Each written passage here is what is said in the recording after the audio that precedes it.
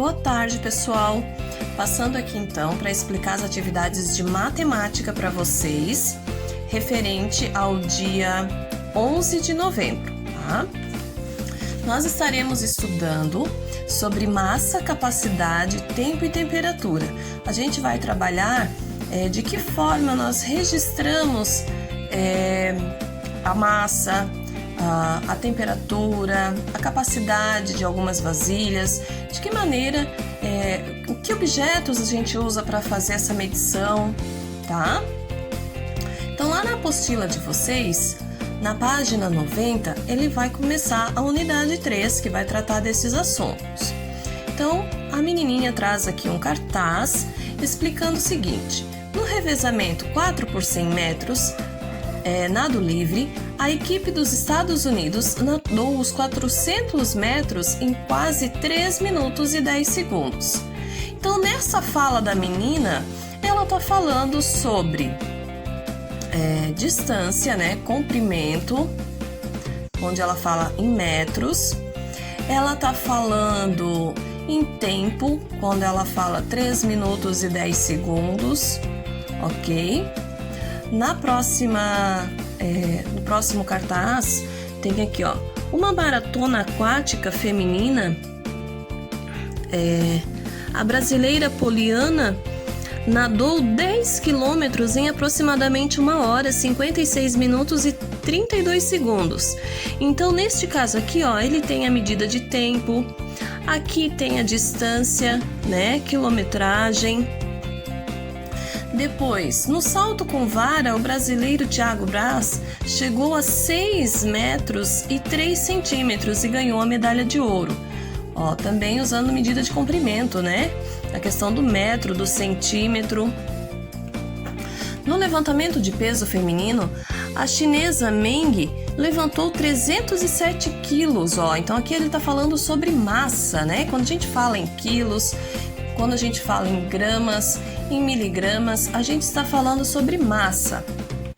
Usain Bolt da Jamaica correu 100 metros em pouco menos de 10 segundos. Então, ele está colocando aqui distância, né, na questão de metros, e tempo nos 10 segundos.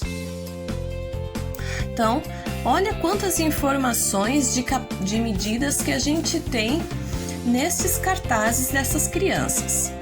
Na página 92, para iniciar o assunto, fala o seguinte: muitas das modalidades esportivas precisam das medidas para determinar seus resultados, é de extrema importância, como os exemplos da exposição sobre os Jogos Olímpicos do Rio de Janeiro em 2016, aqueles cartazes que as crianças estavam trazendo. Nesta unidade, vamos retomar e ampliar o estudo das grandezas, massa, capacidade e tempo e de suas unidades de medida.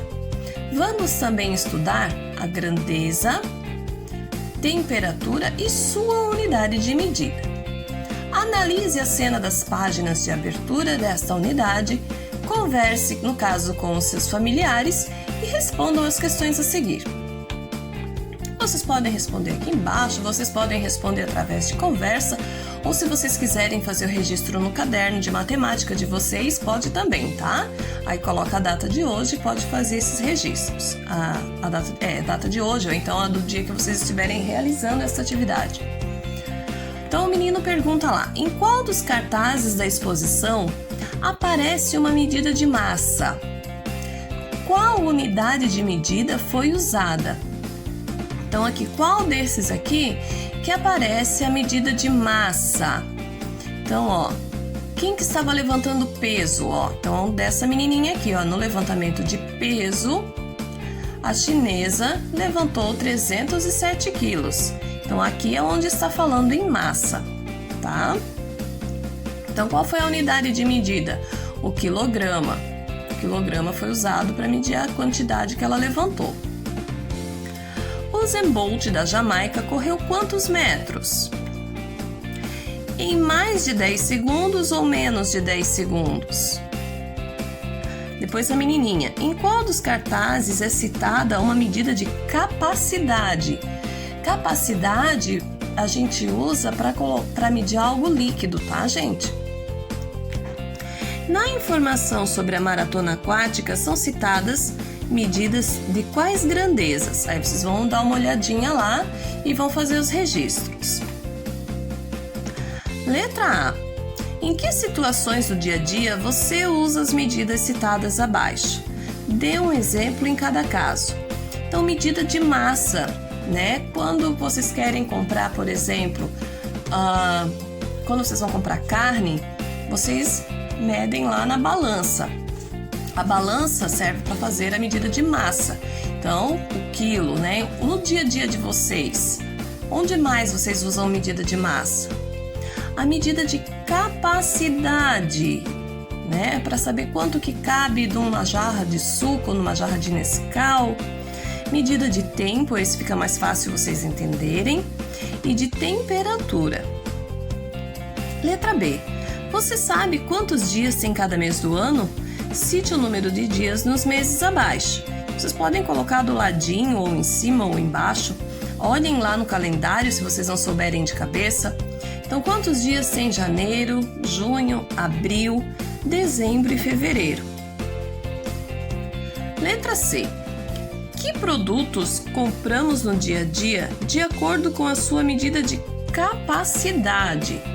Aí vocês vão ver o que é líquido que vocês compram no dia a dia de vocês. Aí a gente começa o assunto lá na página 93. Medidas de massa. Você já viu essas unidades de medida lá na unidade 1, tá? A prof já trabalhou isso com vocês, até a prof escreveu lá na porta-quadro da professora, né? A gente fez algumas transformações. Então, o miligrama, que é representado pelo mg, o grama, que é só o g, e o quilograma, que é o kg, ou simplesmente quilo, e a tonelada, que é representado pelo T minúsculo. São unidades de medida usadas para saber qual é o peso de pessoas, animais, objetos. São unidades de medida de massa. Então, uma coisa que é bem levinha, que a gente quase não sente o peso, é medida em miligrama. Uma coisa que é muito pesada, que a gente não consegue erguer do chão, em toneladas, né? O grama, que a gente usa bastante, que é quando a gente vai no mercado, que a gente compra um pacote pequeno, um pacotinho pequeno de bolacha, um pacotinho de macarrão, então é medido em gramas. O quilograma já é uma coisinha um pouquinho mais pesadinha, né? Quando a gente compra mais carne, quando a gente compra um pacote grande de açúcar, de arroz, tá? Então, cada unidade de medida é usada de acordo com aquilo que se vai pesar. O peso de uma formiga eu não posso dar em quilos, porque ela é muito pequenininha, muito levinha, então ele é dado em miligramas. O peso de uma maçã, que já é um pouco mais pesado do que a formiga, é dado em gramas. O peso dos pacotes de farinha é dado em quilogramas, ele já é mais pesadinho.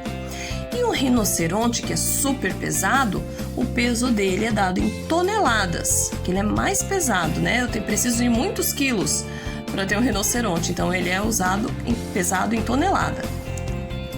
E embaixo tem os instrumentos de medida de massa, que é a balança, e os vários tipos que existem, e ainda quem nem tem a balança da farmácia, que é usado para a gente medir o nosso peso, né?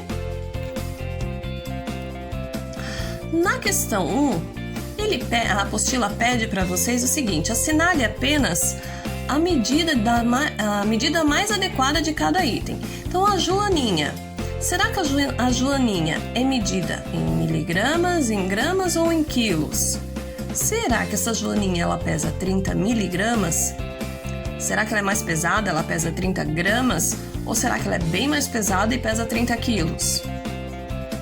A laranja, qual dessas três medidas seria da laranja? Do gato e do trator. Na questão 2, fala o seguinte: você já viu, até vou aumentar um pouquinho aqui para ficar mais fácil para vocês verem no vídeo. Você já viu que 1 quilo é igual a 1000 gramas? 1 grama é igual a 1000 miligramas. 1 tonelada é igual a 1000 quilos. Então, para eu ter um trator desse aqui, de 5 toneladas, eu tenho que ter 5.000 quilos. Então, para eu ter 1 tonelada, 1.000 quilos. Agora, complete. Vocês vão transformar aqui. 7 quilos, quanto que vale em gramas? Se 1 quilo vale 1.000 gramas, 7 quilos equivalem a 7.000 gramas. 5 toneladas equivalem a quantos quilos? Esse eu dei a resposta já, hein? Aí vocês vão fazer o restante. 1,5 kg, 7 gramas, vale quantos miligramas, né? Então, para eu ter 1 grama, eu preciso de 1.000 miligramas. Para eu ter 7 miligramas, para eu ter 7 gramas, então eu preciso de 7.000 miligramas. E assim vocês vão fazendo as demais. Número 3. Responda depressa. O que pesa mais? 1 kg de algodão ou 1 kg de ferro? Vamos ver se vocês estão ligados. Número 4. Um elefante pesa 4 toneladas e seu filhote 2. Quantos quilogramas pesam os dois juntos? E quantos quilogramas o elefante tem a mais do que o seu filhote? Aí vocês vão dar uma olhadinha aqui nesses quadradinhos e vão perceber. Para eu ter 1 tonelada, eu tenho que ter 1.000 quilos. Então, um elefante pesa 4 toneladas, ele pesa 4.000 quilos. O seu filhote pesa 2 toneladas, então pesa 2.000 quilos. Quantos quilos eles pesam os dois juntos, né? Aí vocês vão fazer os cálculos ali, bem facinho. Depois, na página 95, vem uma atividade de estatística bem fácil. Adilson trabalha em uma empresa de reciclagem. Ele registrou no gráfico abaixo a quantidade de lixo coletado durante um mês nessa empresa. Aqui, ó, tá falando o peso e aqui o tipo de lixo que ele que eles reciclaram, que eles separaram. Notem que o peso aqui ele está usando a tonelada, ok? Então é uma quantidade bem grande. Responda. Qual foi o material mais coletado pela empresa neste mês? Então vocês vão ver qual é o gráfico que está mais alto e vão colocar ali. Não a cor, tá? Vocês vão colocar o material, é o nomezinho que está embaixo. Qual foi o menos coletado? Depois, quantas toneladas de vidro foram coletadas? Quantos quilos de plástico foram coletados? Então, aqui vocês vão ter que transformar de tonelada para quilo, tá? Então, pode usar novamente ali aqueles quadrinhos aqui, ó, para ajudar vocês, ok? No total, foram coletados mais ou menos de 200 toneladas de lixo reciclável. Aí vocês vão fazer os cálculos e vão responder.